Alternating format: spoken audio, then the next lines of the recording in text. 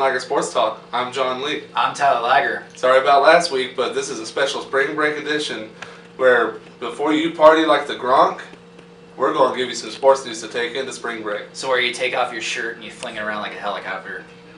But before you do that, like I said, we missed last week's show, but this week we got Alex Smith going to the Chiefs. I know it's old news, but here's my view on it. It's a good move as long as Andy Reid does this the motion.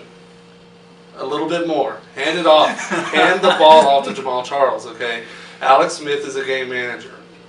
He only threw for 170 yards a game last season and 10 starts. And the season before that, he only had 3,100 yards. Alex Smith is not like your Michael Vick and Donovan McNabb where you can throw the ball deep down the field and score quickly. You have to manage the game with Alex Smith.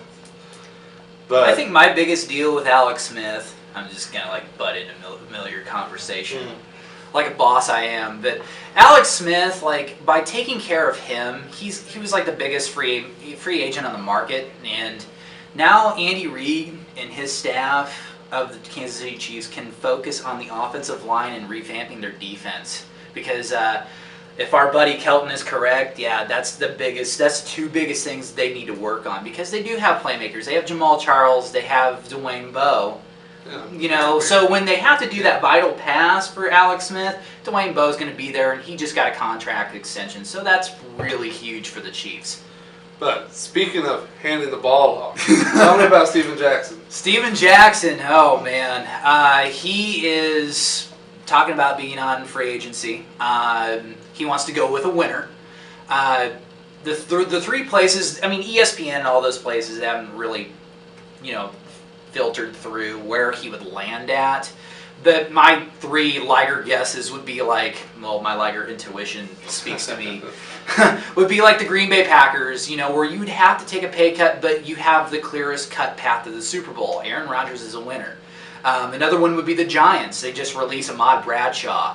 That's huge. You have an elite quarterback in Eli Manning, Icewater Eli. And then what John brought up earlier would be like the Steelers, where they're kind of thin in terms of their running back ranks, and they are a winner also. They just kind of had a down year last year. So those would be the three main spots where Steven Jackson would actually go to. Also, speaking of our Denver Broncos, Von Miller made a huge guarantee. It's like Joe Namath. Well, Joe Namath, I give Joe Namath this. It was the night before the Super Bowl where he guaranteed the victory. True. Von Miller actually guaranteed Super Bowl victory just a few days ago. I slipped it over to John on Facebook. But in terms of the guarantee, I'm down with it as long as Von Miller pulls through and wins us a Super Bowl. Von, pull through. But speaking of our fellow Broncos, Dumerville is he wanting to deal with a pay cut with the Broncos? What's going on with Elvis Dumerville? He's the other pass rusher for the Broncos. A lot of people have brought up that Elvis Dumerville is overvalued and the Broncos are going to want him to take a pay cut. I do believe that he needs to take a pay cut because he's being paid more than Peyton Manning right now. And unless he's going to have a 17-sack season every year like he did back in 2009, he doesn't need to be making that much money.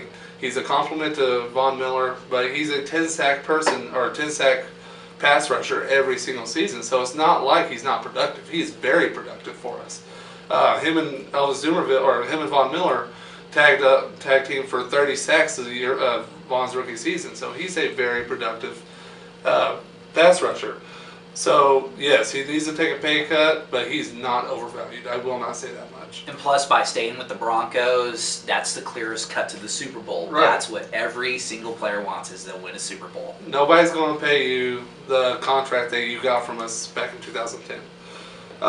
But someone else has been productive, and I actually was enlightened by this, is Brian Hartline.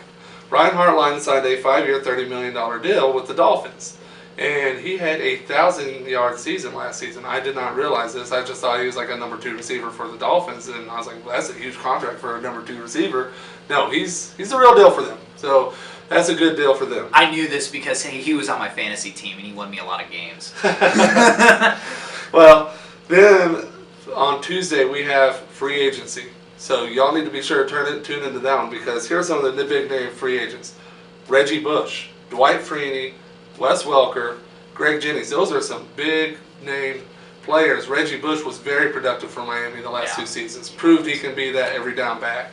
Wes Welker, everybody knows about him. Greg Jennings, Aaron Rodgers' #1 target. Green Bay's going to let him go. So, but better pick him up. And then Ahmad Bradshaw and Victor Cruz there for some free agents.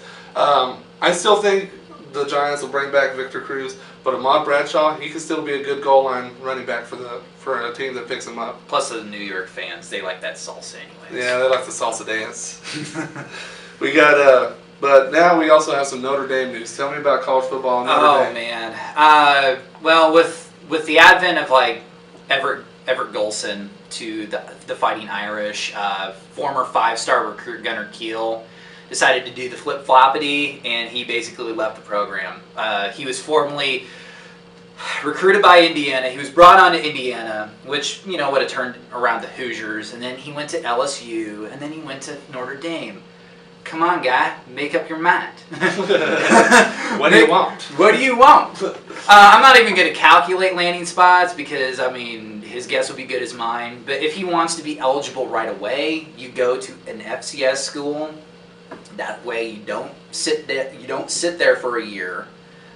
You play immediately. You can make some good numbers, and you look good for the NFL. That would be my biggest thing. Speaking of college football, WT had their spring game today. John, enlighten us on that. Well, the Maroon team won, but a star that really shone for the Buffs was junior Anthony Johnson. I'm sorry, I was going to say Anthony Armstrong, but he's in the NFL right now. But Anthony Johnson stood out with as a junior last night in the game. He had 6 catches for over 100 yards. Let me tell you, Dustin Vaughn's real excited about that. He said he will really contribute. Imagine having Terrence Allen one side, Anthony Johnson the other. Dustin Vaughn's got to be really happy about this one. And then also, just a little side note, it's going to be a while before he starts with Dustin Vaughn still being here, but freshman Preston Rabb ran for 2 touchdowns. So we might have a mobile quarterback after Dustin. So we're in line for some really good years ahead of us. Yes, and maybe we'll actually go and win the game in the We'll actually go ahead and beat a Winston-Salem State. We'll beat Winston-Salem State next time. Great day to be a Buffalo. Great day to be a Buffalo. Speaking of being Buffaloes, the LSC. Speaking of the Buffs, they actually are engaged in a long run in each tournament. The guys beat Cameron, whose coach quit in the middle of the tournament. Before the tournament started, he left. He just bolted town. So that gave WT a big win in terms of the guys, and then the women won a pretty good game. Both of them played Tarleton in a rematch that I covered for the Prairie that I was actually there for. Both really exciting games, so we're going to have some exciting games. The women start playing at noon, and the guys play at 2:30. And for live scores and to check on the guys and the ladies, check GoBuffsGo.com, and then even we can. We might even be covering it. We can even drop on in it too. We might even tweet about it. So check us out. Support the Buffs. Unfortunately, we can't be in Allen. I wish we could be in Allen. That'd be cool. But as for the Buffs, softball's doing really good. Baseball, tell us more about that, John. I was actually at the softball games last weekend, and let me tell you, those Lady Buffs are playing strong.